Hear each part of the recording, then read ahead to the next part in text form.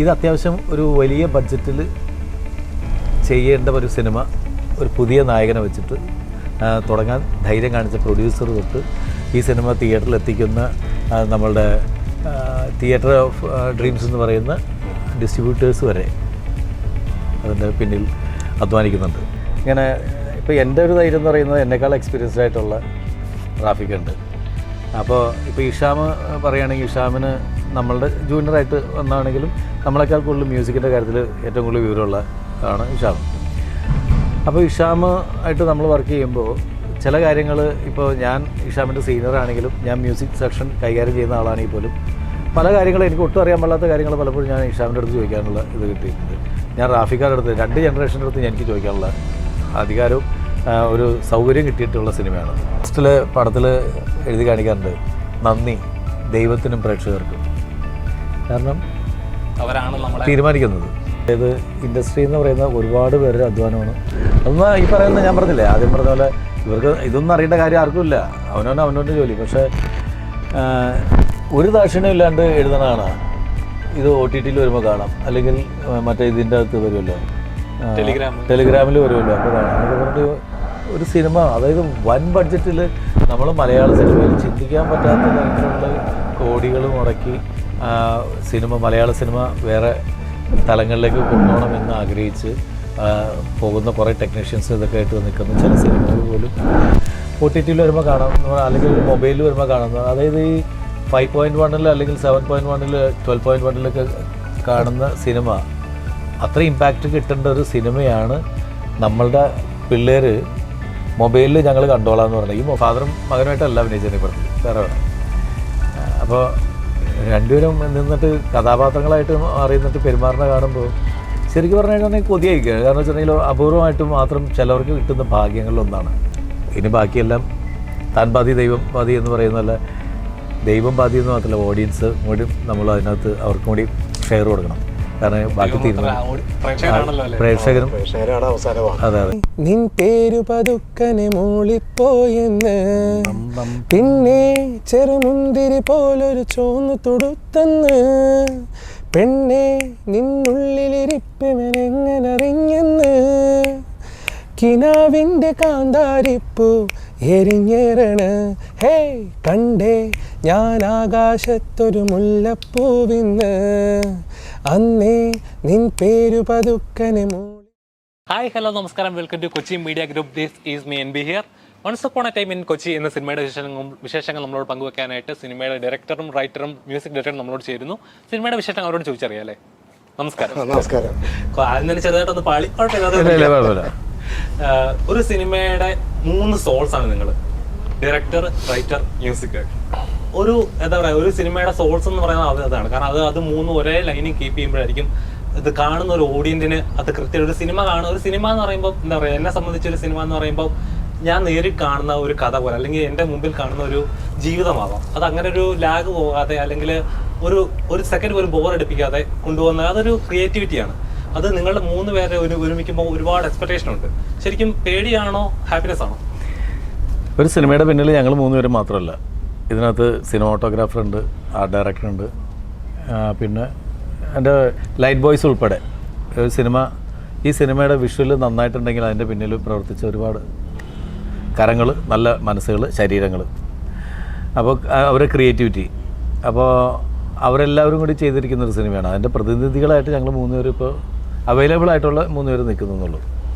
അപ്പോൾ ഒരുപാട് സന്തോഷമുണ്ട്. കാരണം വെച്ചിട്ടുണ്ടെങ്കിൽ ഇത്രയും ടെക്നീഷ്യൻസ് വെച്ചിട്ട് ഞങ്ങൾ രാപ്പകൽ സിനിമ നന്നാകണം എന്നുള്ള പ്രാർത്ഥനയോടുകൂടി ആത്മാർത്ഥമായിട്ട് ഇതിൻ്റെ ഇപ്പോൾ ഞങ്ങളെ സംബന്ധിച്ചിട്ട് പറയുകയാണെങ്കിൽ ഞങ്ങളൊക്കെ ഈ അത്യാവശ്യം വെട്ടവും വെളിച്ചമുള്ള സ്ഥലത്ത് നിന്നിട്ടാണ് ഷൂട്ട് ചെയ്തിരിക്കാനും ഇതിന് സൗകര്യം ഉണ്ടാകും. ഇതിൻ്റെ ഈ രാത്രി സമയത്ത് ഇപ്പോൾ നമ്മൾ ഷൂട്ട് ചെയ്യുന്നുണ്ട്, ഇതിൻ്റെ ലൈറ്റ്സൊക്കെ കൊണ്ടുപോയിട്ട് ഏതെങ്കിലും കാട്ടിൽ നമ്മളെവിടെയെങ്കിലും ലൊക്കേഷൻ പോയി കാണും, അതിനകത്ത് പാമ്പുണ്ടോ പഴുതാരി ഉണ്ടെന്ന് പോലും നോക്കാണ്ട് അവിടെ കൊണ്ടുപോയി ലൈറ്റ് വയ്ക്കാൻ പറ്റുന്ന നമ്മളുടെ യൂണിറ്റ് ബോയ്സ് ഉൾപ്പെടെ ഈ സിനിമയ്ക്ക് വേണ്ടിയിട്ട് പ്രവർത്തിച്ചതാണ്. അപ്പോൾ ഒരു കൂട്ടായ പ്രവർത്തനം, അവരെല്ലാവരും മനസ്സിലൊരു പ്രാർത്ഥന ഉണ്ട്, അവർ പ്രവർത്തിച്ച ഈ സിനിമ ഓടണം. അതുപോലെ തന്നെ ഞങ്ങളും പ്രാർത്ഥിക്കും. സിനിമ എന്ന സ്വപ്നമായിട്ട് നടക്കുന്ന എത്ര പേരാണല്ലേ? അതെ. Once upon a time Kochi ആ കേൾക്കുമ്പോൾ തന്നെ ഒരുപാട് നമ്മളെ സിനിമകളല്ലേ, once upon a time in Hollywood, once upon a time in America, അങ്ങനെ ഒരുപാട് സിനിമ ഉണ്ട്. Once upon a time in Kochi എന്താണ് ഇത്? കഥാകൃത്ത് റാഫിക്ക ഇതിൽ ഇപ്പോൾ കൊച്ചിന്ന് പ്രത്യേകിച്ച് പറയുന്നതുകൊണ്ട് ഒരു കൊച്ചിയുടെ കഥയല്ല അത്. കൊച്ചിയിൽ നടക്കുന്ന ഒരു സംഭവമായിട്ടാണ് നമ്മളിത് അവതരിപ്പിക്കുന്നത്. പക്ഷേ ഇത് അങ്ങനെ കൊച്ചിയിൽ മാത്രം നടക്കുന്ന സംഭവം ഒന്നും അർത്ഥമില്ല. അപ്പോൾ ഒരു പ്രത്യേകതയുള്ള ഒരു രാത്രിയിൽ ഒരു വലിയ ക്രൈം നടക്കുന്നു. അതുമായിട്ട് പരസ്പര ബന്ധമില്ലാത്ത കുറേ ആളുകൾ എല്ലാ മേഖലകളിലുള്ള, ഇപ്പോൾ അതിൽ തട്ടുകട നടത്തുന്ന ആളുകൾ മുതൽ ഒരു സൂപ്പർ സ്റ്റാർ വരെയുള്ള ആളുകൾ അതിനകത്തുണ്ട്. ഇവരെല്ലാം കണക്റ്റഡ് ആകുക ഒരു ക്രൈമിൽ. അപ്പോൾ അത് വെച്ചിട്ടുള്ള ഒരു സിനിമയാണ്. ഒരു ഇൻവെസ്റ്റിഗേഷൻ മൂഡുണ്ട് അതിന്. ഇതൊരു മുഴുനീള ഒരു ഹാസ്യ ചിത്രമല്ല, പക്ഷേ ചെറിയ കോമഡികളൊക്കെ ആയിട്ട് ആ സിനിമയ്ക്ക് ആവശ്യമുള്ള സ്ഥലത്തുള്ള കോമഡികളും ഇതൊക്കെ ആയിട്ട് പോകുന്ന ഒരു സിനിമയാണ്. ഇപ്പം ഞാൻ എൻ്റെ മുമ്പിൽ കാണുമ്പോൾ ഒരിക്കലും എൻ്റെ മുമ്പിൽ ഒരു 3 ജനറേഷനാണ് നിൽക്കുന്നത്. ഇപ്പം റാഫിക്ക ആയാലും ശരി, നാദർഷിക ആയാലും ശരി, ആയാലും ശരി.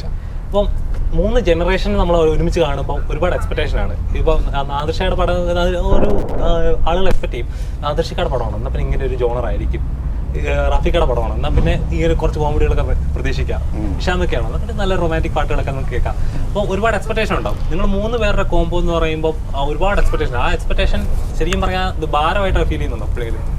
അങ്ങനല്ല, നമുക്ക് ഒരു ധൈര്യമുണ്ട് ഈ ഒരു എക്സ്പെക്റ്റേഷൻ എന്ന് വെച്ചാൽ ഞങ്ങൾ സീരിയസ് ആയിട്ടുള്ള റാഫിക്കുണ്ട്.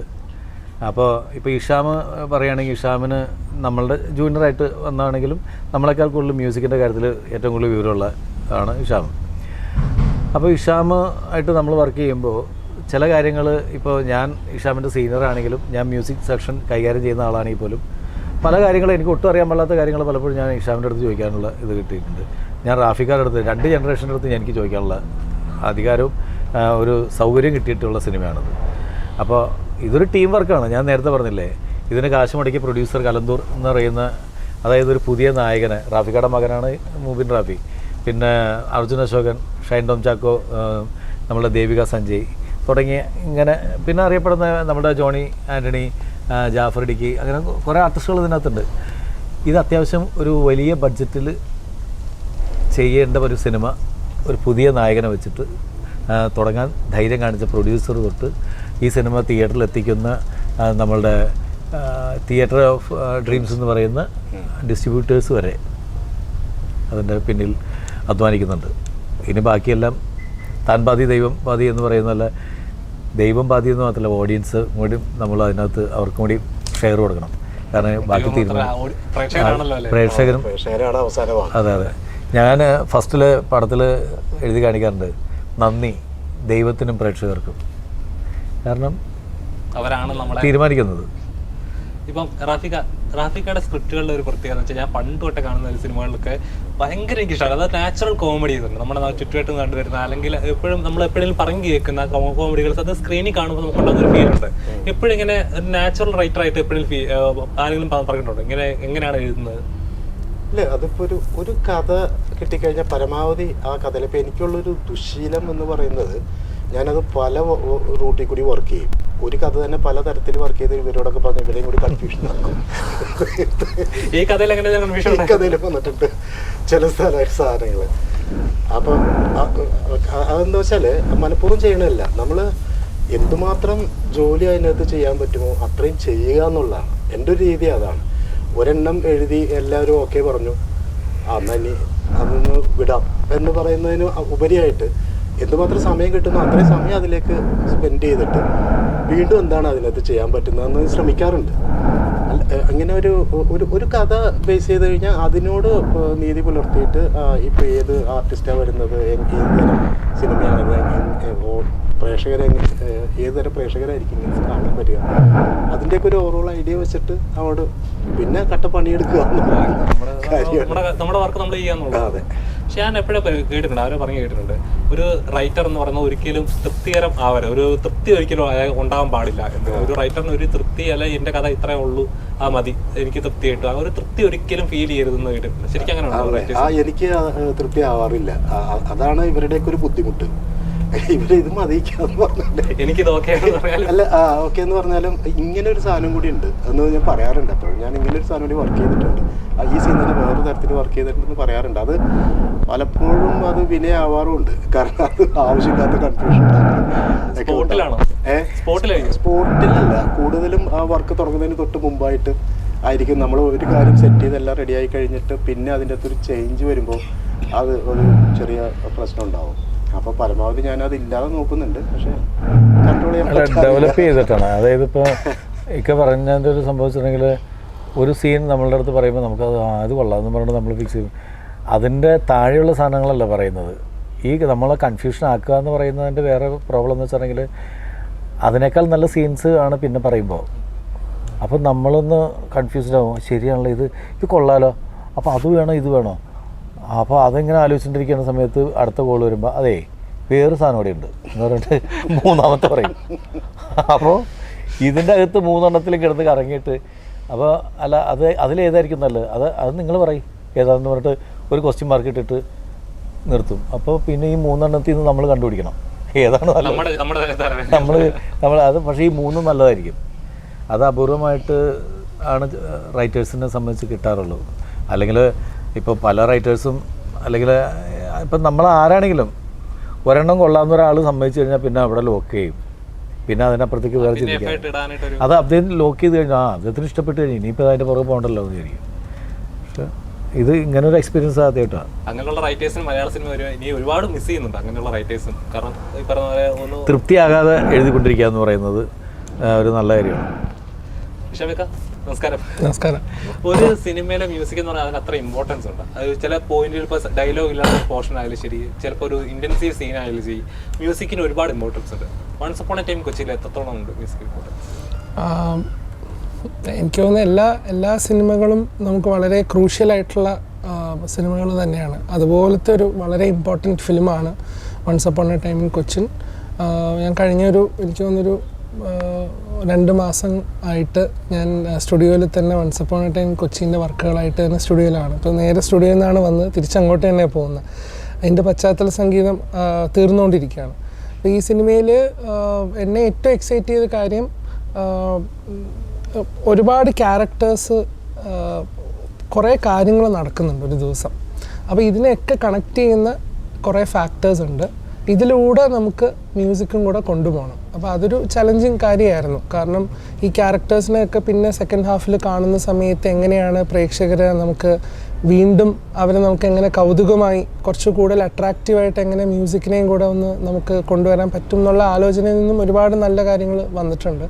അപ്പോൾ ഇതൊക്കെ ഇനി സിനിമ റിലീസ് ചെയ്യുമ്പം വളരെ ആത്മവിശ്വാസത്തോടു കൂടി ഇങ്ങനെ വെയിറ്റിംഗ് ആണ് ആക്ച്വലി.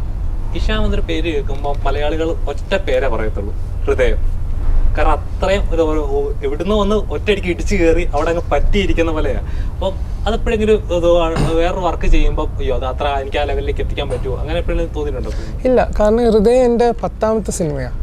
അപ്പോൾ ഞാൻ ആക്ച്വലി എപ്പോഴും ഞാൻ എൻ്റെ വീട്ടിലും ഞാനും വൈഫും നമ്മൾ വളരെ ഒരു ചെറിയൊരു സർക്കിളാണ്. ഞാനും വൈഫും നമ്മൾ കഷ്ടപ്പാട് ഒരുപാട് കണ്ടിട്ടുണ്ട്. അപ്പോൾ ഹൃദയം 10ാമത്തെ സിനിമയാണെങ്കിലും ഫസ്റ്റ് സിനിമ ഞാൻ ചെയ്യുന്നത് സോൾട്ട് മാംഗോ ട്രീ 2015 ചെയ്യുന്നത്.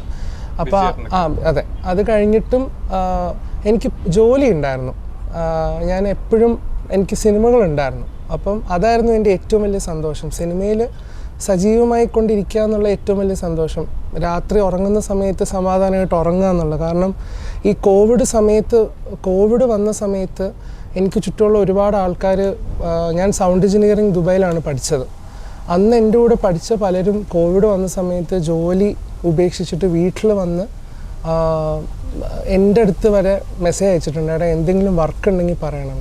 പക്ഷേ ആ സമയത്ത് പോലും ഞാൻ ബിസി, ആ സമയത്താണ് ഹൃദയം ഞാൻ കമ്മിറ്റ് ചെയ്യുന്നത്. അപ്പം എന്നെ സംബന്ധിച്ച് എൻ്റെ ഏറ്റവും വലിയ സന്തോഷം എന്ന് പറയുന്നത് ഏതെങ്കിലും ഒരു വരുന്ന വെള്ളിയാഴ്ച നമ്മുടെ സിനിമ റിലീസ് ചെയ്യുന്നുണ്ട്, അതിൽ നമ്മൾ ആത്മാർത്ഥമായിട്ട് വർക്ക് ചെയ്യുക എന്നുള്ളതാണ്. ബാക്കിയുള്ളതൊക്കെ പ്രേക്ഷകർ തരുന്നതും ദൈവം തരുന്നതുമാണ്. അപ്പോൾ അതിലൊരിക്കലും അതൊന്നും എന്നെ ഒരിക്കലും അട്രാക്റ്റ് ചെയ്തിട്ടില്ല. അത് വരും, അത് പോകും, അത്രേ ഉള്ളൂ. നമ്മുടെ വർക്ക് നമ്മൾ ചെയ്തുകൊണ്ടേയിരിക്കും. തീർച്ചയായിട്ടും അങ്ങനെ തന്നെ നമുക്ക് എപ്പോഴും സജീവമാവാനും പറ്റുള്ളൂ. ആ ഒരു മനസ്ഥിതി ആണ് എപ്പോഴും, അതാണ് ഏറ്റവും വലിയ കാര്യം. ആസ് എ മ്യൂസിക് ഡയറക്ടർ എങ്ങനെയാണ് അവൻ തന്നെ ഷേപ്പ് ചെയ്യുന്നത് എങ്ങനെയാണ്? ഇല്ല, എനിക്ക് തോന്നുന്നു സിനിമയിൽ മ്യൂസിക് ചെയ്യുന്ന സമയത്ത് ജനങ്ങളാണ് നമ്മളെ ഷേപ്പ് ചെയ്യുക. നമ്മളെ തന്നെ ഷേപ്പ് ചെയ്ത് വെച്ച് കഴിഞ്ഞാൽ നാളെ നമ്മൾ പ്രതീക്ഷിക്കുന്ന രീതിയിൽ നമുക്ക് എത്താൻ കഴിഞ്ഞില്ലെങ്കിൽ അത് വലിയൊരു ഭാരമായി മാറും. അപ്പം എല്ലാ സിനിമയിലേക്ക് നമ്മൾ അഡാപ്റ്റ് ആവാം. ഇപ്പോൾ once upon a time in Kochi എന്ന് പറയുമ്പോൾ എൻ്റെ മനസ്സും ശരീരവും ഇപ്പം ഏതൊരു സീനും ഏതൊരു ക്യാരക്ടറും എന്നോട് ചോദിച്ചാൽ എനിക്കത് പറയാൻ പറ്റും. കാരണം ഞാൻ അത്രയും അതിൽ ഇൻവോൾവ് ആയിട്ടാണ് വർക്ക് ചെയ്യുന്നത്. എനിക്ക് എല്ലാ സിനിമയും അങ്ങനെയാണ്. അതുകൊണ്ട് ആ സിനിമയിലെ ഒരു സംഗീത സംവിധായകനായി ഞാനിപ്പം അഡാപ്റ്റായി കൊണ്ടിരിക്കുകയാണ് ആ സിനിമേൻ്റെ റിലീസാവുന്ന ആ ദിവസം വരെ. അങ്ങനെയാണ് എപ്പോഴും. എന്നെ അത്ഭുതപ്പെടുത്തിയ വേറെ കാര്യം എന്ന് വെച്ചിട്ടുണ്ടെങ്കിൽ ഞാൻ വെളുപ്പിന് 3:30-4 മണിക്കൊക്കെ ഇവൻ്റെ കോള് വരുന്നേ. ഇവൻ ഉറങ്ങാം, ഇവൻ അതിൽ വർക്ക് ചെയ്തുകൊണ്ടിരിക്കുകയായിരിക്കും. അപ്പോൾ പക്ഷേ ഇവന് അത് വിളിക്കാനായിട്ടുള്ളൊരു ഫ്രീഡം കൂടി ഉണ്ട് നമ്മൾ. അതായത് രണ്ടും കൽപ്പിച്ചിട്ട്, അതായത് ആൾ കിടന്ന് ഉറങ്ങാനുള്ള എന്നുള്ളത് അങ്ങനെയല്ല. ഇത് ഈ സിനിമ ഇത് ആവശ്യമാണ്, ഇതൊരു ആവശ്യമാണ്, ഈ സിനിമയുടെ ആവശ്യം, എൻ്റെ സിനിമ എന്നുള്ളൊരു തോന്നലുണ്ട്. അതിന് ഞാനും അതിന് ഉത്തരവാദിത്തമുള്ളതാണ്. അത് അവൻ്റെ ആ സമയത്തൊക്കെ ഈ പറയുന്ന പോലെ വെളുപ്പിന് 3 മണിക്ക് 4 മണിക്കൊക്കെ ധൈര്യമായിട്ട് വിളിക്കും, സംസാരിക്കും. അപ്പോഴാണ് ഞാൻ നോക്കുമ്പോൾ ഇവൻ ഉറങ്ങിയിട്ടുണ്ടാവില്ല, ഇവൻ അതിൻ്റെ പുറകെ നടപ്പുണ്ടാവും. ഞാൻ ഇതിൽ കഴിഞ്ഞ ആഴ്ച ഒരു വളരെ ഇമ്പോർട്ടൻ്റ് ആയിട്ടുള്ളൊരു ക്യാരക്ടറിൻ്റെ ഒരു സീനാണ്. അപ്പോൾ നമ്മൾ പല സ്കോറും ട്രൈ ചെയ്ത് അതിൽ നമുക്കിങ്ങനെ കുറച്ച് സ്വരച്ചേർച്ചയുണ്ടായിരുന്നു ഇതെങ്ങനെ വർക്കാവും എന്നുള്ള. അപ്പോൾ കഴിഞ്ഞൊരു 2-3 ദിവസമായിട്ട് ഞാനിങ്ങനെ രാത്രി അത് കഴിഞ്ഞു. ആക്ച്വലി ഡയറക്ടർ സാറ് ഇവരൊക്കെ ഓക്കെ പറഞ്ഞ സീനാണ്, പക്ഷേ എനിക്കൊരു സാറ്റിസ്ഫാക്ഷൻ കിട്ടുന്നില്ല. അപ്പോൾ ഞാൻ ഓർത്ത് ഇത് നേരത്തെ റാഫി സാർ പറഞ്ഞ പോലെ ഇത് വേറെ രീതിയിൽ ഒന്ന് നമുക്ക് ട്രൈ ചെയ്യാൻ നോക്കിയാൽ. അപ്പോഴാണ് എനിക്ക് തോന്നുന്നൊരു 2 മണി 3 മണി സമയമായപ്പം ഞാൻ നേരെ നാർഷാക്കാൻ ഈ ചെയ്ത പോർഷൻ മാത്രം ഒരു MP4 അയച്ചു കൊടുത്തിട്ട് ഞാൻ ഉറങ്ങി. അപ്പോൾ പിന്നെ രാവിലെ ഇക്കാനത് വർക്കായി ആ സീൻ. അപ്പോൾ അങ്ങനെ നമ്മൾ കണ്ടിന്യൂസ്ലി വർക്ക് ചെയ്തുകൊണ്ടിരിക്കും. അങ്ങനെ ചെയ്ത് ഇപ്പോൾ ഫിലിം ഇപ്പോൾ പ്രേക്ഷകരിലേക്ക് എത്തുകയാണ് കഷ്ടപ്പാടല്ലേ. കാരണം ഇതിൻ്റെ ഏറ്റവും ഫൈനൽ തിങ് എന്ന് പറയുന്നത് ആ സിനിമ വർക്കാവുകയാണെങ്കിൽ എല്ലാവരും ഹാപ്പി ആയിരിക്കും. അതാണ് മെയിൻ എയിം, അതാണ് ഏറ്റവും പ്രധാനം. ഇത് ഇതിൻ്റെ ഒരു കാര്യം എന്ന് വെച്ചാൽ നമ്മൾ അവരെ കുറ്റം പറയല്ല.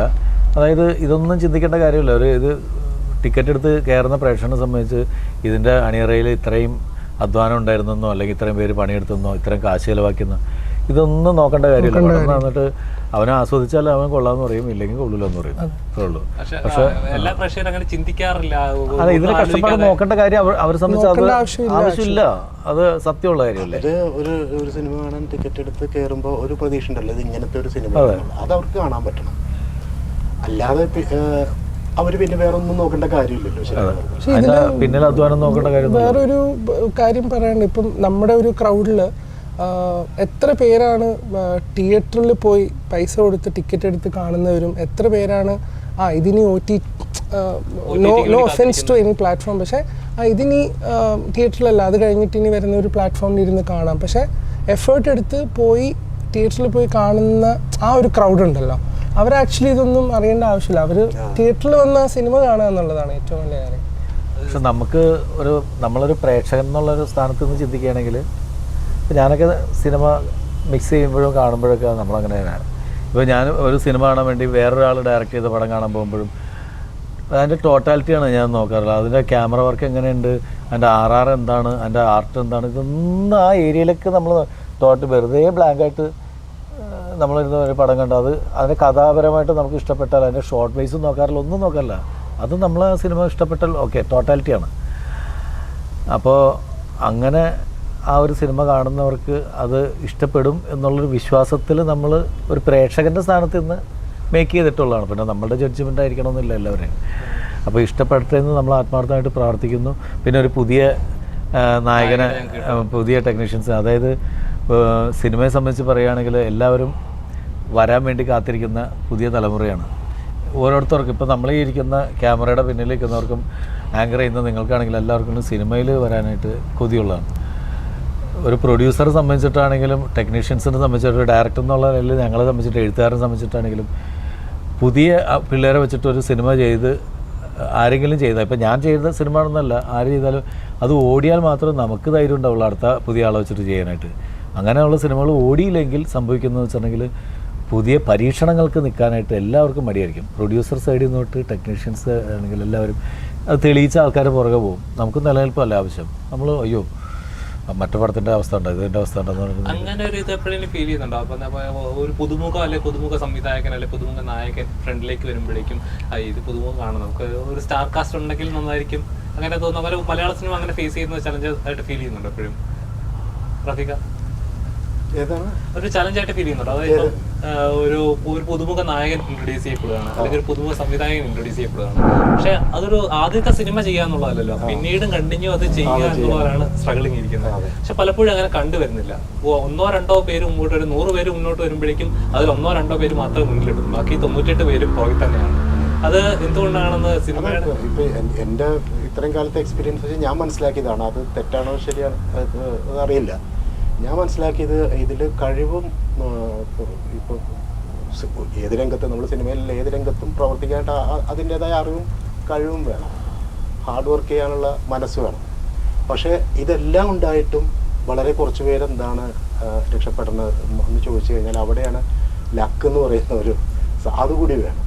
ഭാഗ്യം ഒരു വലിയ ഘടകമാണ്. അത് പ്രത്യേകിച്ച് സിനിമയിൽ ഭാഗ്യം കൂടി ആ സമയത്ത്, കാരണം ഒരു ശരിയായിട്ടുള്ള കഥ ആ സമയത്ത് ഒരു പ്രത്യേക സമയത്ത് റിലീസ് ചെയ്യും, ആ സമയത്തുള്ള ഓഡിയൻസ് അത് ഇഷ്ടപ്പെടുകയും ചെയ്യണമെന്നുണ്ടെങ്കിൽ അതിനകത്തൊരു ഭാഗ്യം വേണം. കാരണം ഹിറ്റായ ഒരു സിനിമ വേറൊരു സമയത്താണ് റിലീസ് ചെയ്യണമെങ്കിൽ ചിലപ്പോൾ അത്രയും ശ്രദ്ധ കിട്ടിയെന്ന് വരില്ല. അതേപോലെ തന്നെ പരാജയപ്പെട്ടൊരു സിനിമ മറ്റൊരു സമയത്താണ് അത് റിലീസായിരുന്നെങ്കിൽ ചിലപ്പോൾ വിജയിച്ചെന്ന് വരാം. അപ്പോൾ ഇതെല്ലാം കൂടി ഒത്തു വരുമ്പോഴാണ് ഒരു സക്സസ് ഉണ്ടാകുന്നത്. അപ്പോൾ അതിനൊരു ഭാഗ്യം കൂടി വേണമെന്നാണ് എനിക്ക് തോന്നിയിട്ടുള്ളത്. സർ, എൻ്റെ കുറേ കാലത്തെ ഡൗട്ടാണ്. ഇപ്പോൾ കുറച്ച് മുമ്പ് ചേട്ടൻ തന്നെ പറഞ്ഞു, അതായത് ഇപ്പം OTT പ്ലാറ്റ്ഫോംസോട് കൂടുമ്പോഴേക്കും തിയേറ്ററിൽ ഒരു ഫിലിം ഇറങ്ങുവാണെങ്കിൽ എന്തിനാ ഞാൻ 130 രൂപ കൊടുത്താൽ 150 രൂപ കൊടുത്തൊരു സിനിമ കാണുന്നത്, ഒരു OTT ഇറങ്ങുമ്പോൾ ഞാൻ ഫ്രീ ആയിട്ട് ഡൗൺലോഡ് ചെയ്ത്. അല്ല, അത് ഈ ചില പിള്ളേരുടെ ആറ്റിറ്റ്യൂഡ് കാണുമ്പോൾ, അതായത് ഇൻഡസ്ട്രി എന്ന് പറയുന്ന ഒരുപാട് പേരുടെ അധ്വാനമാണ്. അതൊന്നും ഈ പറയുന്നത് ഞാൻ പറഞ്ഞില്ലേ ആദ്യം പറഞ്ഞ പോലെ, ഇവർക്ക് ഇതൊന്നും അറിയേണ്ട കാര്യം ആർക്കും ഇല്ല, അവനവൻ്റെ ജോലി. പക്ഷേ ഒരു ദാക്ഷിണ്യം ഇല്ലാണ്ട് എഴുതണതാണ് ഇത് OTT-ൽ വരുമ്പോൾ കാണാം, അല്ലെങ്കിൽ മറ്റേ ഇതിൻ്റെ അകത്ത് വരുമല്ലോ, ടെലിഗ്രാമിൽ വരുമല്ലോ, അപ്പോൾ കാണാം. എന്നൊക്കെ പറഞ്ഞിട്ട് ഒരു സിനിമ, അതായത് വൻ ബഡ്ജറ്റിൽ നമ്മൾ മലയാള സിനിമയിൽ ചിന്തിക്കാൻ പറ്റാത്ത തരത്തിലുള്ള കോടികൾ മുടക്കി മലയാള സിനിമ വേറെ തലങ്ങളിലേക്ക് കൊണ്ടുപോകണമെന്ന് ആഗ്രഹിച്ച് പോകുന്ന കുറേ ടെക്നീഷ്യൻസ് ഇതൊക്കെ ആയിട്ട് നിൽക്കുന്ന ചില സിനിമകൾ പോലും OTT-ൽ വരുമ്പോൾ കാണാം, അല്ലെങ്കിൽ ഒരു മൊബൈലിൽ വരുമ്പോൾ കാണുന്നത്. അതായത് ഈ 5.1-ൽ അല്ലെങ്കിൽ 7.1-ൽ 12.1-ലൊക്കെ കാണുന്ന സിനിമ അത്ര ഇമ്പാക്റ്റ് കിട്ടേണ്ട ഒരു സിനിമയാണ് നമ്മളുടെ പിള്ളേർ മൊബൈലിൽ ഞങ്ങൾ കണ്ടോളാം എന്ന് പറഞ്ഞാൽ, ഈ മൊബൈലിൽ കണ്ടു കഴിഞ്ഞിട്ടുണ്ടെങ്കിൽ നമുക്ക് ആസ്വദിക്കാൻ പറ്റില്ല. അപ്പം എന്നിട്ട് ഇതിനകത്ത് കണ്ടിട്ട് ഈ ഇന്റർനാഷണൽ ലെവലിലുള്ള സിനിമകളുമായിട്ട് താരതമ്യം ചെയ്തിട്ട് ഇതിനെ കുറ്റം പറഞ്ഞു കഴിഞ്ഞിട്ടുണ്ടെങ്കിൽ, ഞാൻ കണ്ടുവരുന്ന സ്ഥിരം വരുന്ന ഒരു സിനിമ ഇറങ്ങി കഴിഞ്ഞ് കഴിഞ്ഞാൽ ഒരു ദിവസം അല്ലെങ്കിൽ 2 ദിവസം കഴിയുമ്പോഴേക്കും ഈ സിനിമ ഇന്ന സിനിമയായിട്ടൊരു കോപ്പി തന്നെയാണ്, അല്ലെങ്കിൽ ഇതിനെ പോലെ കണ്ടിട്ടുണ്ട്, ഉടനെ ആ സിനിമയെ വെച്ചിട്ട് കമ്പാരിസൺ ആണ്. ഒരു സിനിമ എന്ന് പറഞ്ഞാൽ അവരുടെ ഡയറക്ടറുടെ അല്ലെങ്കിൽ റൈറ്ററുടെ ക്രിയേറ്റിവിറ്റി ആണല്ലോ, അത് അദ്ദേഹത്തിന് സ്വപ്നമോ അദ്ദേഹത്തിന് ഡ്രീം ആവാം. അത് ചിലപ്പം ഏതിനോടെങ്കിലും എന്തെങ്കിലും സമയം ഉണ്ടാവാം, പക്ഷെ ഉടനെ അതാണെന്ന് പറഞ്ഞ് കാണിക്കുമ്പോൾ ഉണ്ടാകുന്ന ഒരു ഡ്രീം ക്രഷ്. അല്ല, ഒരു സിനിമ നമ്മൾ ആസ്വദിക്കുമ്പോൾ നമ്മളെ കണ്ണുകളിലൂടെ, ചെവികളിൽ, ഈ ബ്രെയിനിൽ, ഇതെല്ലാത്തിലും നമ്മളെ സ്വാധീനിക്കണമെങ്കിൽ വിഷ്വൽസ് മാത്രമല്ല, ഇപ്പോൾ സൗണ്ട് എഫക്ട്സ് ഇതൊരു വലിയ ഘടകമാണ്. പിന്നെ അതിൻ്റെ ഒരു ഇമ്പാക്റ്റ് നമ്മൾ അറിയാം. മൊബൈലിൽ കാണുന്ന സീൻസ് അല്ല നമ്മൾ തിയേറ്ററിൽ. ഇപ്പം ഞങ്ങളെ സംബന്ധിച്ച ഞങ്ങളുടെ എക്സ്പീരിയൻസിൽ ചില റെഫറൻസിനൊക്കെ ഈ സ്റ്റുഡിയോ എന്നൊക്കെ അയക്കുമേ ചില സീൻസൊക്കെ, അത് ഈ മൊബൈൽ കാണുന്നതും അത് കഴിഞ്ഞിട്ട് നമ്മൾ അവിടുത്തെ വെറുതെ പോകുമ്പോൾ ചെറിയ ഒരു മോണിറ്ററിൽ കാണുന്നതും അത് കഴിഞ്ഞിട്ട് സ്ക്രീനിൽ കാണുമ്പോഴൊക്കെയുള്ള വ്യത്യാസം നമുക്ക് അറിയാം. അപ്പോൾ അത് നമ്മൾ ഇതിൻ്റെ പിന്നിൽ നിൽക്കുന്ന നമുക്കറിയാവുന്നിട്ട് പോലും നമ്മളെ പോലെ അത്ഭുതപ്പെടുത്തുന്ന, അല്ലെങ്കിൽ നമ്മളെ പോലും ഓരോ സെക്ഷനിൽ നമ്മൾ ഇമ്പാക്റ്റ് കൂടിക്കൊണ്ടിരിക്കുകയാണ്. അപ്പോൾ അത്രയും വലിയൊരു സ്ക്രീനിൽ കാണുന്ന 70mm സ്ക്രീനിലൊക്കെ കാണേണ്ട ഒരു പടം വന്നിട്ട് നേരെ മൊബൈലിൽ നോക്കിയിട്ട് അതിൻ്റെ നിരൂപണം എഴുതി വിടുക എന്ന് പറയുന്നത്, അല്ലെങ്കിൽ അത് നല്ലതാണ് ചീത്തയാണെന്ന് പെട്ടെന്ന് കയറി പറയുമ്പോൾ അതൊക്കെ സങ്കടകരമായിട്ടുള്ള കാര്യമല്ലേ? തീർച്ചയായും ഇത് സിനിമയുടെ അങ്ങനെ എനിക്ക് തോന്നുന്നു അങ്ങനെയാണ് സിനിമ കുറേ കൂടെ. അല്ല, അവർ അങ്ങനെയുള്ള പിള്ളേർ പുതിയ ജനറേഷൻ ആണെങ്കിലും അവർ ഈ തൊഴിലിൽ ഒരു പ്രാവശ്യമെങ്കിലും വന്ന് ഒരു ദിവസമെങ്കിലും വന്നിട്ട് ഒരു സിനിമയുടെ ലൊക്കേഷനിൽ അവിടെ എന്താ നടക്കണേന്ന് കണ്ടു കഴിഞ്ഞാൽ, ഞങ്ങൾ സാധാരണ പറയാറുണ്ട്, ഒരു പിടി സിനിമാ ചോറ് തിന്ന ഒരാളും സിനിമയെ കുറ്റം പറയില്ല എന്ന്. ഒരു അതിൻ്റെ അധ്വാനത്തിൻ്റെ വെയിൽ കൊണ്ട് കഴിഞ്ഞാൽ പഠിക്കും. ഒരു ജൂനിയർ ആർട്ടിസ്റ്റ് ആയിട്ട് വന്നിട്ട് ഒരു ക്രൗഡിൻ്റെ കൂടെ നിന്നിട്ട് പോയ ഒരാൾ പോലും ആ സിനിമയുടെ അധ്വാനം മനസ്സിലാവും. അപ്പോൾ അങ്ങനെയുള്ളവർക്ക് പറയാൻ പറ്റില്ല നമുക്ക്. അത് നമ്മൾ അത് പറയരുത്, കഴിയുന്നത്ര പറയാതിരിക്കാൻ ശ്രമിക്കുക എന്ന് പറയുന്നത് നമ്മുടെ കാലഘട്ടത്തിന്റെ കുഴപ്പമായിട്ട് ഫീൽ ചെയ്യുന്നുണ്ട് എപ്പോഴെങ്കിലും. കാരണം വെച്ചാൽ പണ്ടത്തെ സിനിമകൾ വെച്ച് നോക്കിയാൽ എന്നും നന്മകൾ, പൊൺമുട്ടിയിടുന്ന താറാവ്, അങ്ങനത്തെ പോലെ കുറേ നല്ല നല്ല സിനിമകൾ, അതിനകത്ത് പറഞ്ഞ കോമഡികളായാലും ശരി, അത് നാച്ചുറൽ, നമ്മൾ മറ്റുള്ളവരെ കളിയാക്കുന്ന രീതി, അതൊക്കെ വരുന്ന സ്ഥിരം നമ്മൾ കണ്ടുവരുന്ന സാധനങ്ങൾ, അതൊക്കെ നമ്മൾ ആ സെൻസിലെടുക്കും. ഇപ്പോഴും നമ്മൾ അത് മൊബൈലിൽ കാണുമ്പോൾ നമ്മൾ ചിരിക്കുന്നുണ്ട്. പക്ഷേ ഇപ്പോൾ ഇറങ്ങുന്ന സിനിമകളിൽ അതേപോലത്തെ സ്റ്റാറ്റിക് കോമഡികളോ അല്ലെങ്കിൽ സിറ്റുവേഷൻ കോമഡീസോ പറയുമ്പോൾ അത് പൊളിറ്റിക്കലി ഇൻകറക്റ്റ് ആണ്. അല്ല, അന്നുണ്ടായിട്ടുണ്ട്.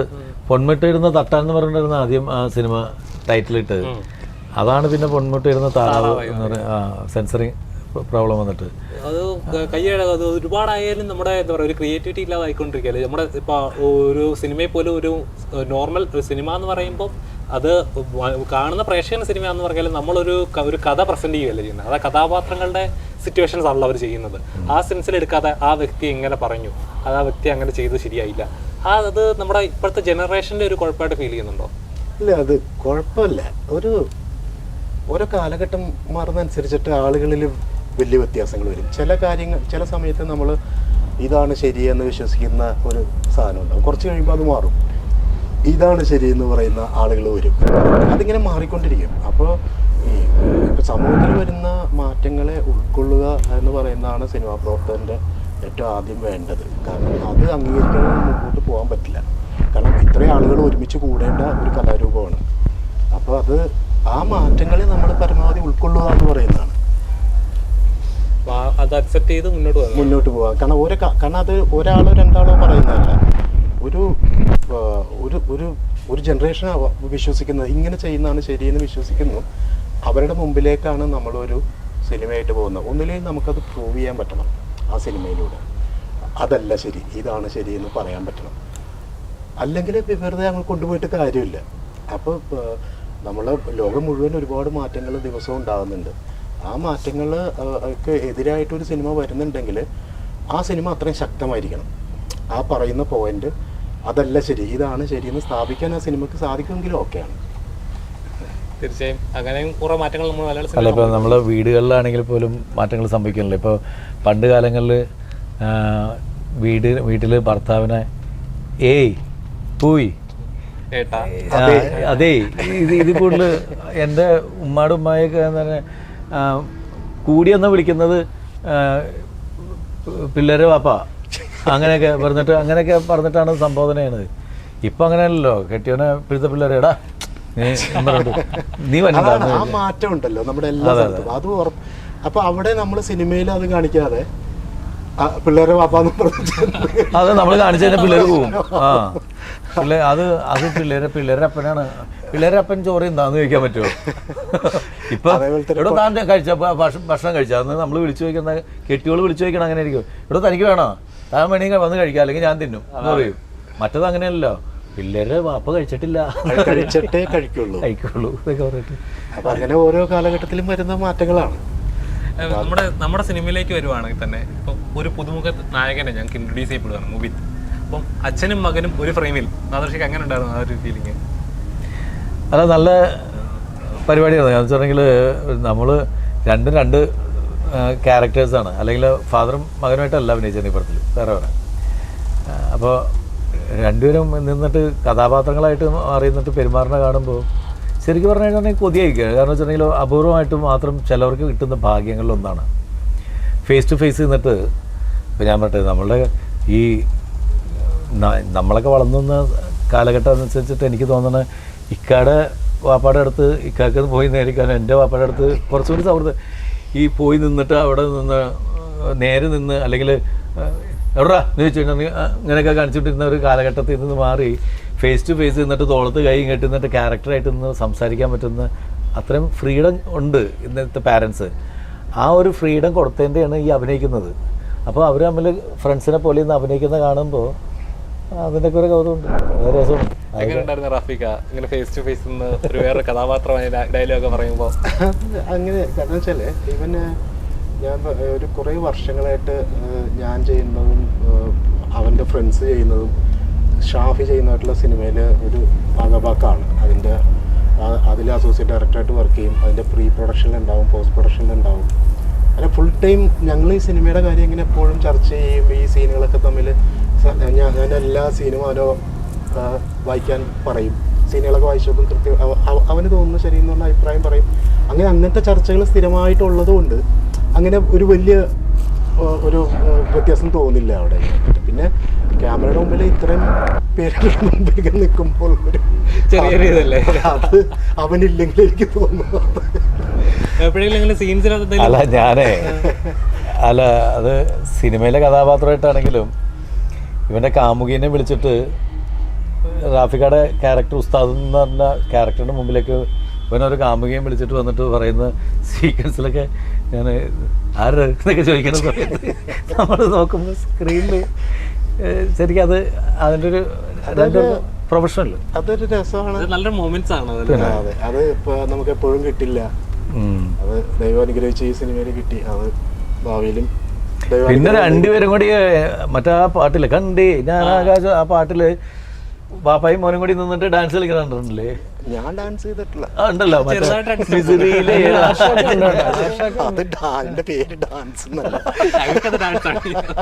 അല്ല ആ സമയത്ത് അവന് നല്ല അർമാദിച്ച് ഡാൻസ് കളിക്കുന്ന അതിന്റെ കൂടെ ഒറ്റ ഫ്രെയിമില് നിന്ന് അതൊക്കെ ഒരു ഭാഗ്യം തന്നെ. തീർച്ചയായും ഭാഗ്യം. അതിപ്പോൾ വീട്ടിലായാലും എന്തെങ്കിലും ഫംഗ്ഷനൊക്കെ ഉണ്ടെങ്കിൽ നമ്മൾ ഇപ്പം ഞാനും എൻ്റെ ബ്രദർ ഷാഫി, ഒരു സിസ്റ്റർ ഉണ്ട് റസൂമ. അപ്പോൾ ഞങ്ങൾ 3 പേരുമായിട്ടാണ് എപ്പോഴും എന്തെങ്കിലും ചെറിയ ചടങ്ങുകളിൽ കൂടുമ്പോൾ ഈ മക്കളുണ്ടല്ലോ ഇവരും എല്ലാവരും ചേർന്നിട്ട് പാട്ടും ഡാൻസും ഒക്കെ അവിടുത്തെ ഒരു എന്തെങ്കിലും ഒരു ചെറിയ ചടങ്ങുണ്ടെങ്കിലും ഉണ്ടാവാറുണ്ട്. അപ്പോൾ അങ്ങനെ ഒരു വലിയ പ്രശ്നം തോന്നിയില്ല. ഈ ഞാൻ എന്നെ സംബന്ധിച്ചിട്ട് പറയുകയാണെങ്കിൽ ഇപ്പോൾ ഈ അർജുന അശോകന് കുഞ്ഞിലെ തൊട്ട് ഞാനും അശോകൻ ചേട്ടനൊക്കെ ഓരോ അപ്പാർട്ട്മെൻറ്റിലാണ് താമസിച്ചിരുന്നത് നമ്മുടെ ഈ വാഴക്കാലച്ചെമ്പൂങ്കിൽ. അപ്പോൾ ഇവനെ ചെറുതായിട്ട് ഇവൻ ചെറിയ സൈക്കിളായിട്ട് നടക്കുന്ന സമയം തൊട്ട് അർജുന അറിയാം. ഈ മുബീനെ പിന്നെ റാഫിഖാനെ കണ്ടേക്കണ അത്രയും മുബി കുറച്ച് വളർന്നതിന് ശേഷമാണ് കണ്ടേക്കുന്നത്. പക്ഷേ എന്നാലും നമ്മളുടെ മക്കളുടെ പ്രായമല്ലേ ഉള്ളൂ. പക്ഷേ എന്നാൽ പോലും ഞാൻ പല കാര്യങ്ങൾ ലൊക്കേഷനിൽ വെച്ചിട്ടാണെങ്കിലും ചില സീൻസും അല്ലെങ്കിൽ കാര്യങ്ങൾ വരുമ്പോൾ ഇവരായിട്ട് ഡിസ്കഷൻ നടത്തിയതിന് ശേഷം എടാ ഇത് നന്നാവും, ഇത് നോക്കിയടാ ഇത്. അപ്പോൾ കാരണം എന്ന് വെച്ചിട്ടുണ്ടെങ്കിൽ നമ്മളെക്കാൾ ഇപ്പോഴത്തെ യൂത്തിൻ്റെ ട്രെൻഡ് അറിയാവുന്ന പിള്ളേരാണ്. അപ്പോൾ നമ്മൾ സീനിയറാണെന്ന് പറഞ്ഞിട്ട് നമ്മൾ മാറി കയറിയിരിക്കാതെ ഇവരുടെ അടുത്ത് ഒക്കെ ചോദിച്ചു കഴിഞ്ഞിട്ടുണ്ടെങ്കിൽ ഇവർക്ക് ചിലപ്പോൾ നമ്മളോട് പറയാൻ മടി ഉണ്ടാവും. നമ്മുടെ സീനിയോറിറ്റിയും കാര്യങ്ങളും വെച്ചിട്ട് നമ്മളോട് പറയാൻ മടി ഉണ്ടാവും. എൻ്റെ അസിസ്റ്റന്റ് ഡയറക്ടേഴ്സ് പിള്ളേരുടെ അടുത്തൊക്കെ ഞാൻ പറയാറുണ്ട്, മോനെ എന്തെങ്കിലും മനസ്സിൽ തോന്നി അപ്പോൾ തന്നെ വിളിച്ച് പറയണം കേട്ടോ, അല്ലാണ്ട് അവിടെ പോയി നിനക്ക് ആ ഒരു ഫ്രീഡം കൊടുത്തിട്ടുണ്ട്. അപ്പോൾ അതിൻ്റെ പേരിൽ കാരണം ഇതൊരു നമ്മൾക്ക് നമ്മുടെ തലയിൽ വരില്ല. നമ്മളെക്കാൾ ബുദ്ധിയുള്ള ടീം പുറത്ത് നിൽപ്പുണ്ട്. അവരുടെ കയ്യിൽ നിന്നുള്ള കോൺട്രിബ്യൂഷൻ ഒക്കെ നമുക്ക് കിട്ടുകയാണെങ്കിൽ ഇതൊരു ടോട്ടാലിറ്റിയാണ്, ഒരു ടീം വർക്കാണെന്ന് ഞാൻ അപ്പോഴേ പറയും. പലതുള്ളി പെരുവെള്ളമെന്ന് പറഞ്ഞാൽ എല്ലാവരുടെയും ആരുടെ ബുദ്ധി ഉപയോഗിച്ചിട്ട് വരുന്ന സാധനമാണ് ഇത് രക്ഷപ്പെടുത്തണമെന്ന് പറയാൻ പറ്റില്ല. അപ്പോൾ ആ ഒരു ടീം വർക്കിന് നമ്മൾ വലിപ്പച്ചെറുപ്പം നോക്കി സീനിയോറിറ്റി നോക്കണ്ട, വലിപ്പച്ചെറുപ്പം നോക്കണ്ട, ഒന്നും നോക്കണ്ട, അവരുടെ കൂടെ നിന്നാൽ മര്യാദയ്ക്ക് ഒരു പ്രോഡക്റ്റ് ചെയ്യാൻ പറ്റുമെന്ന് പഠിച്ച്. അതല്ലെങ്കിൽ സീനിയോറിറ്റി നോക്കി വല്ലയിടത്തും ജാടയും കാണിച്ച് നിന്ന് കഴിഞ്ഞിട്ടുണ്ടെങ്കിൽ കുറച്ച് കഴിയുമ്പോൾ ആൾക്കാരുടെ വായിലിരിക്കുന്നത് എറിയും കേൾക്കേണ്ടി വരും. പക്ഷേ അപ്പോഴും ഇതേപോലെ കീപ്പ് ചെയ്ത് അപ് ടു ഡേറ്റ് ആയിട്ട് എന്താ പറയുക അല്ലേ, ഇത് പ്രഷർ പൾസ് ഇറങ്ങി ചെയ്യാന്ന് പറഞ്ഞാൽ അതൊരു ചെറിയ കാര്യമല്ല. ഇപ്പോഴും അതൊരു ഭാഗ്യമൊന്നുമല്ല, നമ്മുടെ കഷ്ടപ്പാടിൻ്റെ റിസൾട്ട് തന്നെയാണ്. നമ്മൾ വർക്ക് ചെയ്യുന്ന എത്രത്തോളം ഡെഡിക്കേറ്റഡ് അല്ല. ഇപ്പോഴത്തെ പിള്ളേർ ചെയ്യണ ഒരുപാട് സിനിമകൾ ഞാൻ അവരൊക്കെ വിളിക്കാറുണ്ട് കേട്ടോ. പുതിയ പടങ്ങളൊക്കെ കണ്ടു കഴിയുമ്പോൾ ഇപ്പോഴത്തെ ഡയറക്ടേഴ്സിനൊക്കെ പലരും ചോദിച്ചറിയാം. ഇപ്പോൾ റോജനാണെങ്കിലും ഹോമൊക്കെ ചെയ്ത് കഴിഞ്ഞപ്പോൾ ഞാൻ അവനൊക്കെ വിളിച്ചിട്ട് നമ്പർ തപ്പി പിടിച്ച് ഞാൻ വിളിച്ചു, ജയസൂര്യയുടെ കയ്യിൽ നിന്ന് നമ്പർ പിടിച്ചിട്ട് വിളിച്ചു. അപ്പോൾ കാരണം നമുക്ക് പടങ്ങൾ കാണുമ്പോൾ പണ്ട് ഇതുപോലെ തന്നെ നമ്മളുടെ ഇവരെ എല്ലാവരും അങ്ങനെ പുതിയ ഡയറക്ടേഴ്സിനെ നമുക്ക് ഇഷ്ടപ്പെട്ട സിനിമകൾ ചെയ്യുമ്പോൾ അവരെ ടെക്നീഷ്യൻസിനെ വിളിച്ച് നമ്മൾ പറയാറുണ്ട്, സംസാരിക്കാറുണ്ട്. നമ്മളൊക്കെ പല കാര്യങ്ങളും അവരും പഠിപ്പിക്കുന്നുണ്ട്. നമ്മളുടെ ഗുരുസ്ഥാനത്തുള്ള ഡയറക്ടേഴ്സ് ഇവരെ എല്ലാവരും ഡയറക്ടേഴ്സാണ്. ഇപ്പോൾ പ്രിയൻ സാറാണെങ്കിലും സത്യൻ സാറാണെങ്കിലും കമൽ സാറാണെങ്കിലും ഇവരൊക്കെ നമ്മൾ സിനിമ ഇങ്ങനെ കൊതിപ്പിച്ച് നമ്മൾ ഡയറക്റ്റ് ചെയ്യണമെന്ന് പറഞ്ഞിട്ട് ജോഷ് സാറ് ഒക്കെ നമ്മൾ ഇറക്കിയിട്ടുണ്ടെങ്കിലും ഇപ്പോഴത്തെ സിനിമ എങ്ങനെ ചെയ്യണമെന്ന് പഠിപ്പിക്കുന്ന കുറേ പുതിയ പിള്ളേരുണ്ട്. ആ സിനിമയെ നമ്മൾ അംഗീകരിക്കണം.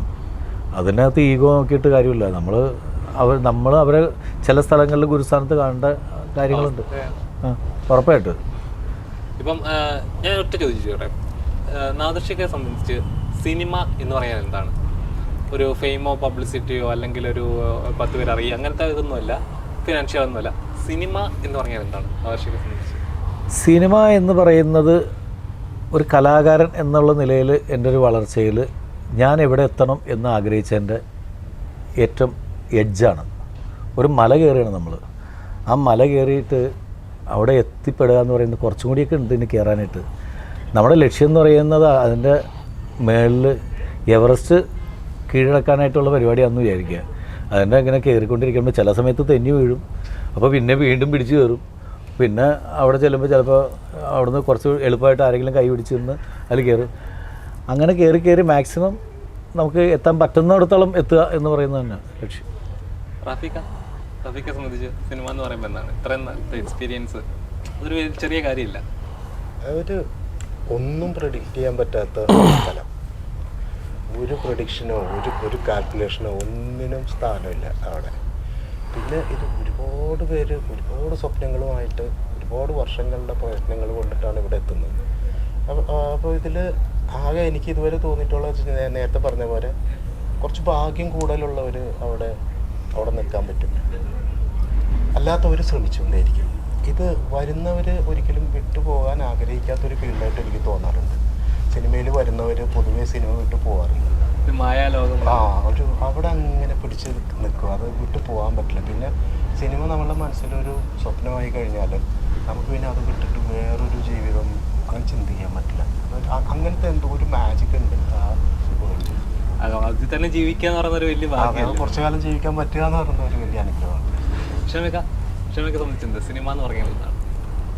ഇവര് പറഞ്ഞതുപോലെ തന്നെ എനിക്കും പറയാനുള്ളത് അല്ല, എനിക്ക് തോന്നുന്നത് എത്ര പഠിക്കുന്ന എത്ര മനസ്സിലാക്കുന്ന സിനിമയെക്കുറിച്ച് അതിലുപരി 10 അല്ലെങ്കിൽ 100 ഇരട്ടിയോളം ഇനിയും ഒരുപാട് മനസ്സിലാക്കാനും പഠിക്കാനും ഉണ്ടെന്നുള്ള തിരിച്ചറിവ് തരുന്ന ഒരു ആർട്ട് ഫോമാണ് സിനിമ.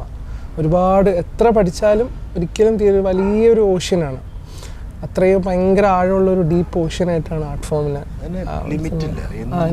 എത്ര ആയാലും ഇവിടെ തീർന്നു എന്ന് പറയുന്ന ഒരു സാധനമില്ല. അവിടെ നിന്ന് പിന്നെയും ഇത് വന്നുകൊണ്ടിരിക്കും. അതേപോലെ തന്നെ സിനിമയിൽ വർക്ക് ചെയ്യുന്ന ആളുകൾ, നമ്മൾ നേരത്തെ മറ്റ് ആളുകളെ പറഞ്ഞില്ലേ, ഇപ്പോൾ ഡ്രൈവേഴ്സ് ആയാലും അങ്ങനെ വേറെ ഒരുപാട് സെക്ഷൻ ഇതിൽ വർക്ക് ചെയ്യുന്നുണ്ട്. സിനിമയ്ക്ക് വേണ്ടി കൊതിച്ച് അവർക്ക് വേണമെങ്കിൽ വേറെ സ്ഥലത്ത് പോയി കഴിഞ്ഞാൽ ഇതിനേക്കാൾ കൂടുതൽ ശമ്പളം കിട്ടും, ഇത്രയും അധ്വാനിക്കേണ്ടിയും വരില്ല. പക്ഷെ അവർ പോവില്ല. ഇതിൽ വർക്ക് ചെയ്യുന്നവർ എപ്പോഴും ഇതിൽ തന്നെ അല്ലാതെ ശ്രദ്ധിച്ചിട്ടില്ല. ഇതിൽ വർക്ക് ചെയ്യുന്നവർ എപ്പോഴും ഇതിൽ തന്നെ പരമാവധി അതിൽ തന്നെ നിൽക്കാൻ വേണ്ടിയിട്ട് ശ്രമിക്കും. പോസ്റ്റർ ഒട്ടിക്കാൻ ഇപ്പോഴും ആരോ ഓടിയുണ്ട് കോഴിക്കോട് എങ്ങാണ്ട് ഒരാള്, ഞങ്ങൾ ഒരു തവണ ഇന്റർവ്യൂ എടുത്ത പണ്ട് തൊട്ട സിനിമാ മോഹമായിട്ട് നടന്ന് പോസ്റ്റർ ഒട്ടിക്കാൻ തുടങ്ങിയതാണ്. ഇപ്പോഴും പുള്ളിക്കാരൻ പോസ്റ്റർ ഒട്ടി. സിനിമ വേറെ ജോബിന് പുള്ളിക്കാരൻ പോയിട്ടില്ല. പോസ്റ്ററിന് വേണ്ടി പോസ്റ്റർ ഒട്ടി ഒരു പുതിയ സിനിമ ഇറങ്ങണം, അതിന് പോസ്റ്റർ ഒട്ടിക്കാൻ പുള്ളിക്കാരനാണ് ഫസ്റ്റ് ഇറങ്ങുന്നത്. സിനിമ അത്ര മോഹമായിട്ട് നടക്കുന്നത്. ഇപ്പോഴും അങ്ങനത്തെ കുറെ ഡ്രീംസ് ആയിട്ട് നടക്കുന്ന ഒരുപാട് പേര് എന്തിനും ഈ കൊച്ചി തന്നെ ഉണ്ടെന്ന് തോന്നുന്നു. സിനിമ കൊച്ചി എന്ന് പറയുമ്പോൾ തന്നെ സിനിമാക്കാരുടെ ലോകം. അതെ, ഇപ്പൊ മദ്രാസിന് പകരമായിട്ട് ഇപ്പോൾ കൊച്ചിയിലാണ് എല്ലാ ഈ പോസ്റ്റ് പ്രൊഡക്ഷൻ പരിപാടികളൊക്കെ ഇപ്പോൾ ഇവിടെയാണ് നടക്കുന്നത്. പണ്ട് നമ്മൾ ഇപ്പോൾ ഒരു വർഷത്തിലൊരു 5-6 മാസം നമ്മൾ മദ്രാസിലായിരിക്കും. കാരണം അതിൻ്റെ പ്രീ പ്രൊഡക്ഷൻ പോസ്റ്റ് പ്രൊഡക്ഷൻ അവിടെയാണ്. ഇപ്പോൾ നമ്മൾ അങ്ങനെ മദ്രാസിലേക്ക് പോകേണ്ടി വരുന്നില്ല. എല്ലാം തന്നെ കൊച്ചിയിലുണ്ട്. ഇവിടെ കൊച്ചിയിൽ മാത്രമല്ല, വേറെയും ജില്ലകളിൽ ഉണ്ട്. ഒരുപാട് സാങ്കേതിക പ്രവർത്തകരും ഉണ്ട്, സ്ഥാപനങ്ങളും ഉണ്ട്. പിന്നെ പഠിച്ചേക്കുന്നവരൊറ്റ ഈ സിനിമ ഇൻഡസ്ട്രിയിൽ വന്ന് നമ്മളുടെ എക്സ്പീരിയൻസിൽ നമ്മൾ മനസ്സിലാക്കിയേക്കുന്ന ഒരു പാഠം എന്ന് പറഞ്ഞിട്ടുണ്ടെങ്കിൽ, എന്നെ സംബന്ധിച്ച് ഞാൻ പറയുകയാണെങ്കിൽ സിനിമയ്ക്ക് ഒരിക്കലും നമ്മൾ ആവശ്യമില്ല. അത് മമ്മൂക്ക പറഞ്ഞിട്ടുള്ള ഡയലോഗ്, അത് കൃത്യമാണത്. അതായത് നാദർഷയെ സിനിമയ്ക്ക് ഒരിക്കലും ഒരാവശ്യമില്ല, നാദർഷയ്ക്കാണ് സിനിമയെ ആവശ്യം എന്ന് പറഞ്ഞ പോലെ എനിക്ക് സിനിമയെ ആവശ്യമുണ്ടെങ്കിൽ ഞാൻ കിടന്ന് കഷ്ടപ്പെട്ട് അതിൻ്റെ പുറകെ ഓടണം. അതിന് ചിലപ്പോൾ നമ്മൾ ഓടിക്കൊണ്ടിരിക്കുന്ന സമയത്ത് നമ്മളെ പുറകെ നിന്ന് വലിക്കാനുണ്ടാവും. ചില ആൾക്കാർ ഇടങ്കാലം വെച്ച് വീഴ്ത്തും, ചിലപ്പോൾ എടുത്ത് കല്ലെറിയും, അങ്ങനെയൊക്കെ. പക്ഷെ നമുക്ക് ആവശ്യമുണ്ടെങ്കിൽ നമ്മൾ അതിൻ്റെ പുറകെ നമ്മൾ നിൽക്കണം, നമ്മൾ അധ്വാനിക്കണം, നമ്മൾ കഷ്ടപ്പെട്ടാൽ നമുക്ക് അതിൻ്റെ പുറകെ കുറച്ചെങ്കിലും ഓടാം. പിന്നെ അവർക്ക് നമ്മൾ അതിന് ഇന്ന ആൾ വേണമെന്ന് ഒരു നിർബന്ധമില്ല. പക്ഷേ അത് മനസ്സിലാക്കി കഴിഞ്ഞാൽ തന്നെ അത്യാവശ്യം കുഴപ്പമില്ലാണ്ട് പോകാൻ പറ്റുമെന്ന് തോന്നുന്നു. ഇപ്പോൾ നമ്മുടെ മലയാള സിനിമയിൽ നടക്കുന്ന ഒരു മെയിൻ പ്രശ്നം എന്ന് പറഞ്ഞാൽ ടെക്നിക്കൽ ഒരു അന്യഭാഷ ചിത്രങ്ങളിലായാലും ശരി, മറ്റ് ചിത്രങ്ങളിലായാലും ശരി, മലയാളികളുടെ പ്രസൻസ് എപ്പോഴും ഉണ്ട്. ടെക്നിക്കാലിറ്റിയിലായാലും എല്ലാ വർക്കിംഗ് ആയാലും ശരി. അപ്പം എല്ലാവരും പറയുന്നത് മലയാളികൾ എല്ലായിടത്തും ഉണ്ട്, മലയാള ഇൻഡസ്ട്രിയിലായാലും മലയാളം മറ്റ് ഇൻഡസ്ട്രിയിലായാലും. പക്ഷേ എഴുത്തിലോട്ട് വരുമ്പോഴേക്കും മലയാളികളുടെ കുറവാണ്, ആ ഒരു പ്രസൻസ് കുറവാണ്. ട്രാഫിക്കൽ എക്സ്പീരിയൻസ് ഉള്ള റൈറ്റേഴ്സ്, നല്ല കഴിവുള്ള കഥകൾ പ്രസൻറ്റ് ചെയ്യുന്നവർ, ശരിക്കും അത് ഫീൽ ചെയ്യുന്നുണ്ടോ? ബാക്കി ടെക്നിക്കൽ ഇതെല്ലാം ഉള്ളപ്പോൾ നല്ലൊരു എഴുത്തുകാരുടെ ക്ഷാമം. അല്ല, എഴുത്തുകാർ പിള്ളേരുണ്ടെന്നേ ഞാൻ പറഞ്ഞ. അതായത് നമുക്ക് ധൈര്യം ഇല്ലാത്ത എന്താ അറിയോ, ഇതിപ്പോൾ കുറേ സ്ക്രിപ്റ്റുകൾ ഇപ്പോൾ നമ്മൾ എൻ്റെ അടുത്ത് ഒരുപാട് പിള്ളേർ ഫോണിലൂടെയും ഇതിൽ കഥ ഉണ്ടെന്ന് ഇപ്പോൾ കേൾക്കുമ്പോൾ ചിലതൊക്കെ നമ്മൾ കേൾക്കുന്ന സമയത്ത് ഞെട്ടിക്കുന്ന തരത്തിലുള്ള സെൻസുള്ള പിള്ളേർ പുറത്ത് നിൽപ്പുണ്ട്. പക്ഷേ ഇവർക്ക് ഇന്നാണെങ്കിൽ ഇപ്പം നമ്മളൊരു ഇപ്പോഴത്തെ ഒരു കുഴപ്പമെന്ന് വെച്ചിട്ടുണ്ടെങ്കിൽ ഒരു പ്രൊഡ്യൂസർ സിനിമ ചെയ്യാൻ ഇറങ്ങുമ്പോൾ ആ പ്രൊഡ്യൂസറുടെ ഭാഗത്തുനിന്ന് ആദ്യം നോക്കുന്നത് ആരായിരിക്കും സ്ക്രിപ്റ്റ് നോക്കും. അപ്പോൾ പേരുള്ള ഏതെങ്കിലും ഒരു റൈറ്ററെ കിട്ടണം, കാശ് മുടക്കണാക്ക്. ആ പേരുള്ള റൈറ്റർ ആണെങ്കിലാണ് ആർട്ടിസ്റ്റ് ഡേറ്റ് കൊടുക്കുകയുള്ളൂ. ആ ആർട്ടിസ്റ്റിൻ്റെ ഡേറ്റ് കിട്ടിയാലാണ് ഈ സംവിധായകന് വെച്ചിട്ട് ആ പ്രൊഡ്യൂസർ ഇത് ഇതെല്ലാം കണക്റ്റഡാണ്. അപ്പോൾ പുതിയൊരാൾ വരാനായിട്ട് ഇത്തിരി പാടാണ്. അപ്പോൾ ഈ നിലവിൽ തിരക്കുള്ള ആൾക്കാരുടെ പുറകെ തന്നെ എല്ലാവരും ഓടിക്കൊണ്ടിരിക്കും. അതാണ് സംഭവിച്ചുകൊണ്ടിരിക്കുന്നത്. പിന്നെ മൊത്തത്തിൽ ഇപ്പം നമ്മൾ ഓൾ ഇന്ത്യ, ഞാൻ സൗത്ത് ഇന്ത്യൻ റൈറ്റേഴ്സ് യൂണിയനിലുണ്ട്. നമ്മൾ ഒരുപാട് വർഷങ്ങൾ കഴിഞ്ഞിട്ടാണ് അതിൽ ചേരുന്നത്, അതായത് ആ യൂണിയൻ ഉണ്ടായതിന് ശേഷം. പക്ഷെ എൻ്റെ നമ്പർ എന്തോ 100 ചില്ലാനുമാണ്. അത്രയും റൈറ്റേഴ്സ് ഉള്ളൂ. റൈറ്റേഴ്സ് കുറവാണ്. ഈ പറഞ്ഞ പോലെ മൊത്തം നമ്മൾ ഇൻഡസ്ട്രിയുടെ ഒരു നോക്കുമ്പോൾ റൈറ്റേഴ്സാണ് ഏറ്റവും കുറവുള്ളത് ഇതിൽ വന്നിട്ട്. അത് നിങ്ങൾ പറഞ്ഞത് ശരിയാണ്, ഒരുപാട് കുറവുണ്ട് അതിനകത്ത് റൈറ്റേഴ്സിൻ്റെ ഇതിൽ. ഇപ്പോൾ മൊത്തത്തിലെടുത്ത് സിനിമ മൊത്തത്തിലെടുത്ത് നോക്കിയാലും ഏറ്റവും കുറവുള്ള വിഭാഗം ഈ സ്ക്രിപ്റ്റ് റൈറ്റേഴ്സ്. നല്ല റൈറ്റേഴ്സ് വരുമ്പോഴുണ്ടല്ലോ, ഇവരെ പോലുള്ള നല്ല റൈറ്റേഴ്സിനെ കിട്ടിക്കഴിയുമ്പോൾ ആ റൈറ്ററെ ഒരു സ്ക്രിപ്റ്റ് കിട്ടാൻ വേണ്ടിയിട്ട് പ്രൊഡ്യൂസർ ചെയ്യേണ്ട ഫസ്റ്റ് പരിപാടി എന്ന് വെച്ചാൽ ആ റൈറ്ററെ ഡയറക്ടറാക്കും. ആ റൈറ്റർ നിങ്ങൾക്ക് സംവിധാനം ചെയ്യാൻ പാടില്ലേ എന്ന് ചോദിച്ചിട്ട്, അല്ല ഞാൻ മറ്റേ എന്തിനൊന്നും നിങ്ങളുടെ ഡയറക്ടർ മനുഷ്യ എന്ന് പറഞ്ഞിട്ട് പിന്നെ സംവിധായകനായിട്ട് മാറി. പിന്നെ സ്വന്തം എഴുതി അവർ സംവിധാനം ചെയ്തു. അപ്പോൾ ഒരു റൈറ്റർ കണ്ട് പോയി. സംവിധാനം ചെയ്യാൻ ശരിക്കും പറയാ റാഫി, അതിപ്പോൾ പലരും പറയുന്നുണ്ട്, ഒരു തവണ ഒരു വലിയൊരു ചർച്ചയായ ഒരു വിഷയം തന്നെയായിരുന്നു. കാരണം അവർ പറഞ്ഞാൽ ബാക്കി എല്ലാവർക്കും ടെക്നിക്കലായാലും ശരി, ഫിലിമിലുള്ള ബാക്കി കാസ്റ്റ് ക്രൂവിനായാലും ശരി, അവർക്ക് കൃത്യമായിട്ട് റവന്യൂ കൊടുക്കുന്നുണ്ട്. ഒരു റൈറ്ററിനെ സംബന്ധിച്ച് അവൻ്റെ ഒരു എന്താ പറയുക, സിനിമയുടെ സോൾ എന്ന് പറയുന്നത് തന്നെ അതിൻ്റെ കഥയായിരിക്കുമല്ലോ. ആ കഥ ക്രിയേറ്റ് ചെയ്യുന്ന ആൾക്ക് ഒരു കൃത്യമായിട്ട് ആഹാരം കഴിക്കാനുള്ളൊരു ബഡ്ജറ്റ് അല്ലെങ്കിൽ ഒരു റൈറ്റേഴ്സിന് കൃത്യമായിട്ട് ഒരു കഥയായിട്ട് കൊണ്ടുവരുന്ന ഒരാൾക്ക് ഇത്ര രൂപയല്ല ഇത്ര ലക്ഷം ആയിരിക്കും കൊടുക്കുന്നത്. പക്ഷേ ഒരു ഡയറക്ടറിനല്ല അല്ലെങ്കിൽ സിനിമാറ്റോഗ്രാഫറിന് ബാക്കി ടെക്നിക്കൽ ക്രൂവിന് കൃത്യ ഫിക്സഡ് എമൗണ്ട് പൂരം ഉണ്ടാവുമല്ലോ. ഇന്ന ഡയറക്ടർ ആണെങ്കിൽ ഇന്ന എമൗണ്ട്. അങ്ങനെയല്ല, കഴിവ് തെളിയിച്ച സ്ക്രിപ്റ്റ് റൈറ്റേഴ്സിന് അതിനനുസരിച്ചിട്ടുള്ള എക്സ്റ്റാബ്ലിഷ്ഡ് ആകുക എന്ന് പറഞ്ഞാൽ അത് വേറെ കാര്യമുണ്ട്. അതിപ്പോൾ ഡയറക്ടർ ആണെങ്കിലും എക്സ്റ്റാബ്ലിഷ്ഡ് ആകുന്നതിന് മുമ്പ് ലക്ഷക്കണക്കിന് രൂപ കൊടുത്തിട്ട് ഡയറക്റ്റ് ചെയ്യിക്കില്ല. ചിലപ്പോൾ 10 പൈസ പഠിക്കാണ്ട് ഡയറക്റ്റ് ചെയ്യാൻ വേണ്ടിയിട്ട് വന്ന പിള്ളേരായിരിക്കും, പുതിയ പിള്ളേർ. അത് എല്ലാ വിധത്തിലാണ്. ഒരു പാട്ടുകാരൻ ഇത് ചോദിച്ചു, പാട്ട് പാടാൻ വേണ്ടിയിട്ട് ഞാൻ ചോദിച്ചു, ആദ്യം പറഞ്ഞാൽ 10 പൈസ. കട്ടപ്പനയിൽ ഋതിക് റോഷന്റെ ട്രാക്ക് പാടിയിട്ടുണ്ട്. പൈസ തന്നിട്ടുണ്ടായിരുന്നു.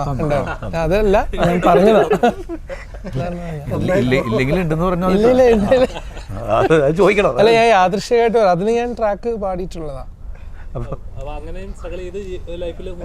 ഒരു സ്ട്രഗിൾ എല്ലാവരും ഫേസ് ചെയ്യേണ്ടി വരും. നമ്മള് ഒരു മാർക്കറ്റ് വാല്യൂ ഉള്ള ആളാവുന്നത് വരെയും ആ റെമ്യൂണറേഷന്റെ അളവ് കുറവായിരിക്കും. അതിപ്പോ റൈറ്റർക്ക് മാത്രമല്ല, എല്ലാ ആക്ടേഴ്സിനും അങ്ങനെ തന്നെ, ആക്ടേഴ്സിനും എല്ലാവർക്കും ഉണ്ട്. അപ്പം സിനിമയുടെ കൂടുതൽ വിശേഷങ്ങൾ എനിക്ക് ചോദിക്കണമെന്നുണ്ട്. അവിടെ നിന്ന് കയ്യും കാലും കാട്ടുന്നുണ്ട് പോകുന്ന സമയം. അപ്പം എന്തായാലും സിനിമയിലെ ഒരു പാട്ട് ഞങ്ങൾക്ക് വേണ്ടി പാടിയിട്ട്. തീർച്ചയായിട്ടും. ഞാൻ ഇതിലിപ്പോൾ റിലീസ് ചെയ്ത പാട്ടുണ്ട്, നാർഷാക്ക, മുഹമ്മദ് അനസ് ഞാനും കൂടെ പാടിയ, സുഹേൽ കോയ ലിറിക്സ് എഴുതിയ പാട്ട്.